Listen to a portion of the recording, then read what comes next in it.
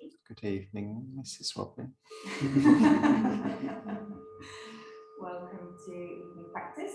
And this evening in Shrine Room, we have Laura, Catalina, Jack, Dave, Bea, Casper, and me.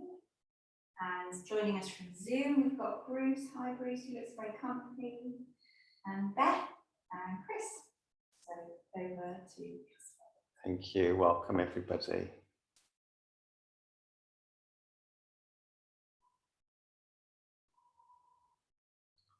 I've been thinking about how I give talks in this space.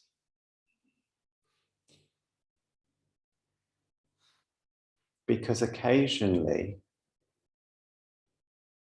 well, I don't know how often, recently, let's say, because recently, when I give a talk, I know that I'm doing a performance and that performance is covering up some anxiety, for example, or frustration or insecurity or grumpiness, whatever I've been carrying through the day.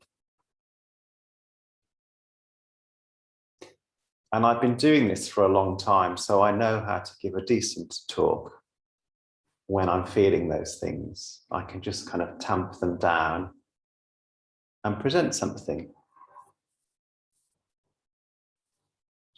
And that's a pretty good skill to have, because if I come in and really shout at everybody, that's not a good look for a Buddhist teacher. Or if I break down in tears or can't get my words out because I'm feeling anxious. They are all things that happen to human beings, but they maybe introduce some disturbance which isn't helpful. So this is called restraint in Buddhism. And it's often the first thing that the Buddha taught people, was to learn how to hold back slightly from putting bad vibes into the world through their speech, through their actions.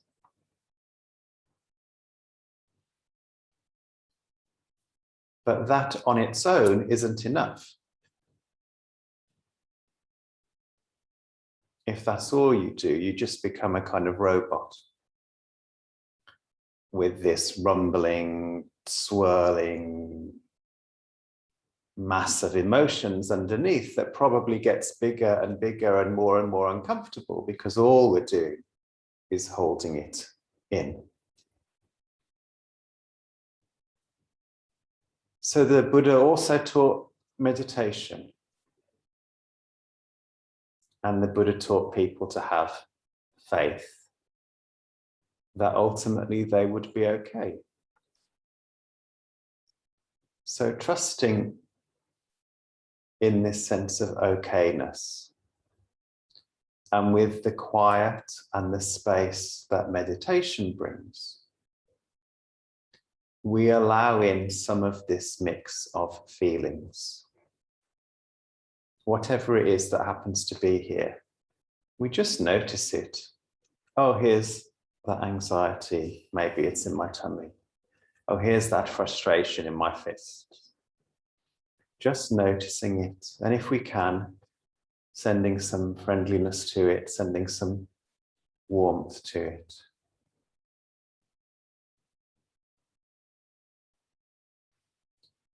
And this begins to turn down the volume, to turn down the intensity. It helps things to disperse and dispel. And sometimes we need some extra help from the people around us.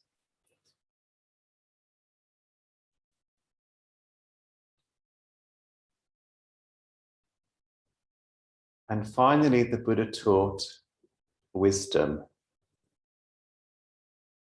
which is the idea that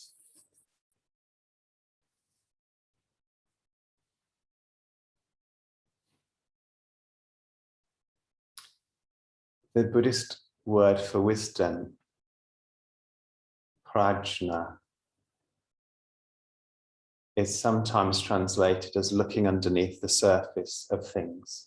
And the Chinese symbol for wisdom is, now maybe it's not for wisdom, but there's a Chinese symbol for a form of meditation that is a heron. And a heron is very good at seeing beneath the surface of things,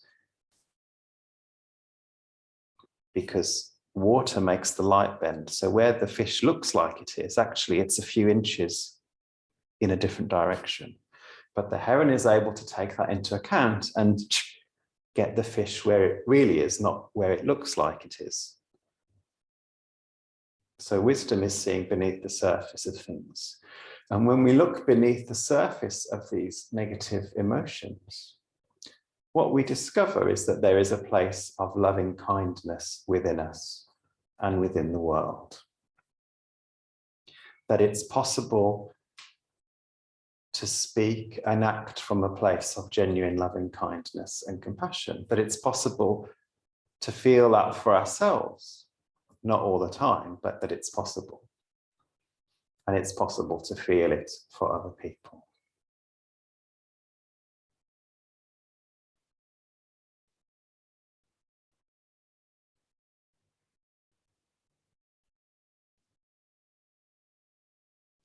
So I started by saying I was reflecting on giving talks, and I guess the best talks come from when I have personally done that, looking beneath the surface in my own system.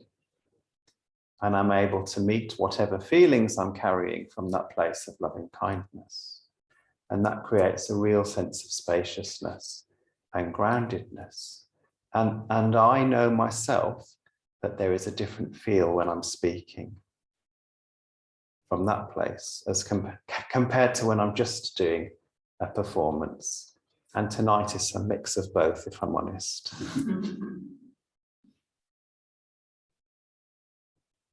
So these are the three things that the Buddha taught: holding back negative energy,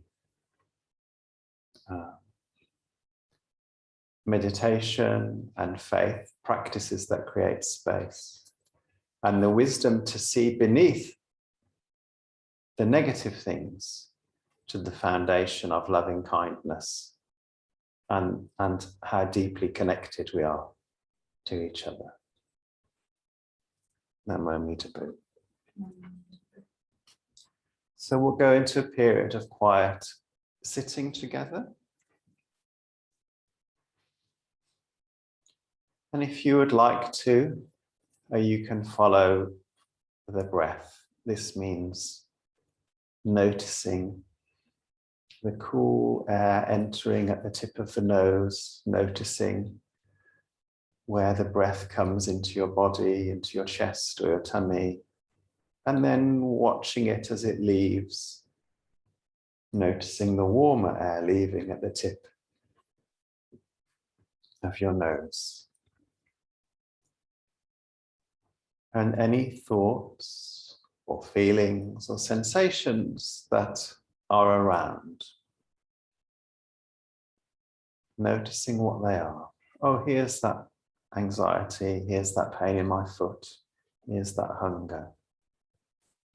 And then gently bringing attention back to the breath.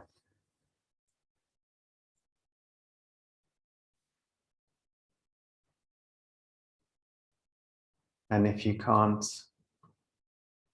if even that seems too tricky tonight, just sitting quietly with us is also really good.